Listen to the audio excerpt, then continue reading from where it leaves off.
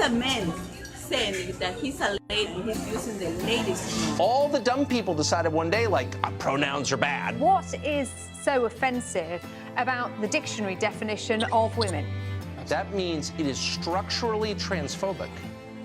Bruce Caitlyn Jenner, I'll call him Caitlyn Jenner. No, because it's that's her. You're not being polite to the pronouns. Because disrespect. Okay, forget about the disrespect. Facts don't care about your feelings.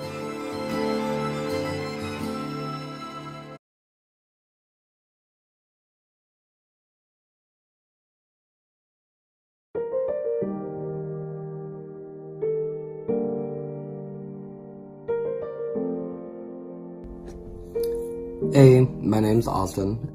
I've been on T for 4 years now.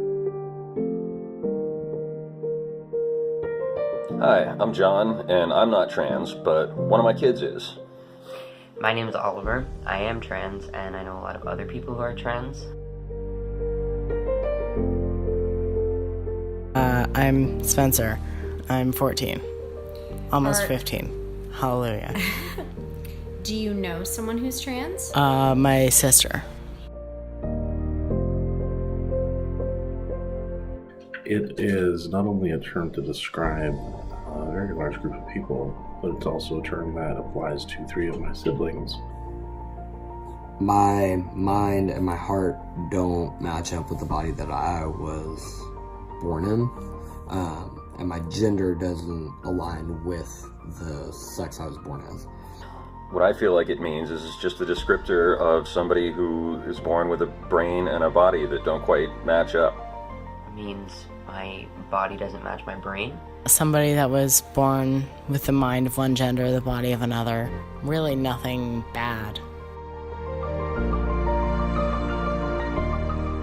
It is really nice to see them use the correct pronouns. It makes me feel good and loved and accepted.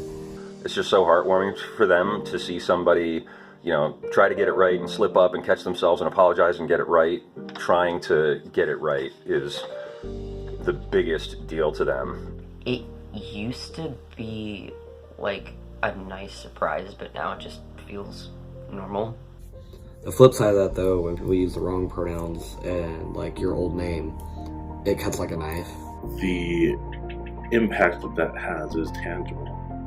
It really makes me feel bad for them when I hear them being misgendered and misnamed. Because it does hurt, and it just, every time you hear it, it's like a chip. Like it chips away at you. At this point, if people call me the wrong stuff, it's like to be purposefully offensive, so it makes me mad. Especially when someone you know and they just flat out refuse to call you by the pronoun that you've told them over and over again. I've gone by the same name for 4 years now. I have a couple of family members who refuse to call me by that name because they just don't want to. We had an experience with a couple of teachers who just flat out refused to get on board with that. That caused the opposite amount of frustration and anger. I think there's a lot of times that we just kind of, bite our tongues and let it happen because it's not the right time or right place, and we don't want to make a scene or make somebody else uncomfortable, when in reality, our skin is crawling and we're hurting. The power that those words, the power of a name to invalidate or to validate what it has, is very potent and powerful.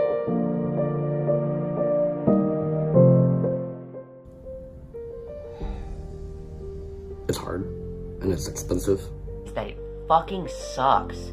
It's awful. It's not fun. Nothing about it is cool. I know a lot of people think that, like, trans is its own gender, but it's not.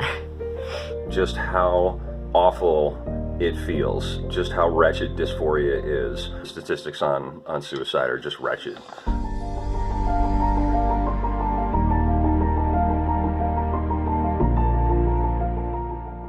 Nobody chooses to be hated just for existing. That's always going to be there at least a little bit. It's not anything that's ever going to be cured or go away entirely. Your gender that you identify as is established as early as 2 or 3 years old. I wish people knew it wasn't a choice. We are born this way. That it's not a choice, but it's not a disease either. And it shouldn't be any bigger a deal than somebody needing glasses or insulin. not like a big deal. But it's not, oh hey, I want to be a girl. Let's be a girl. Here I am presenting male, and then you call me she in public. You've now outed me to people I don't even know, which by the way is dangerous. It puts me in danger.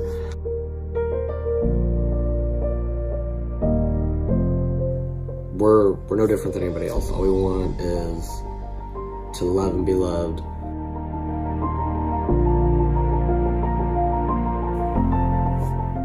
And I just wish people would respect it more. You know, we should just respect people if they say they're this and respect it.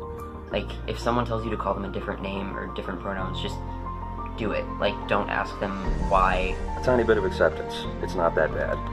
Even if somebody doesn't correct you or they don't say something, if you don't understand, you know, in the right time and place, it's okay to ask questions. I also wish people would do a little better on self-education. It's super easy to get educated. Heck, you just find a trans person and talk to them. But at the end of the day, even if you don't get it, you don't have to. You know, it's just the simplest thing to get right. There's no reason not to try for that. It just isn't. So that's it. That's what I got.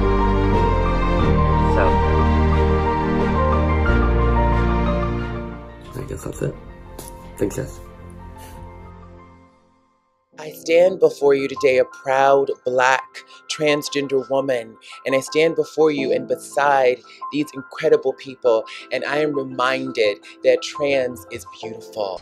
No matter what happens, no one, not even the government, can defeat a community so full of life, color, diversity, and most importantly, love. Amen. So it's, for me, the transgender thing is a reality of my life. It's a reality of my existence.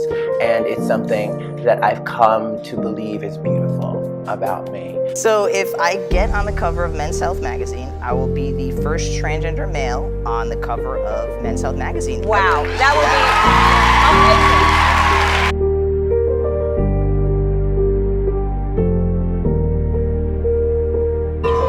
She's a wonderful spokesperson for trans kids because she's a happy transgender kid. I am a teenage girl. I'm also a soccer player. I'm also an artist. I'd like to think I'm funny. I love hanging out with my friends.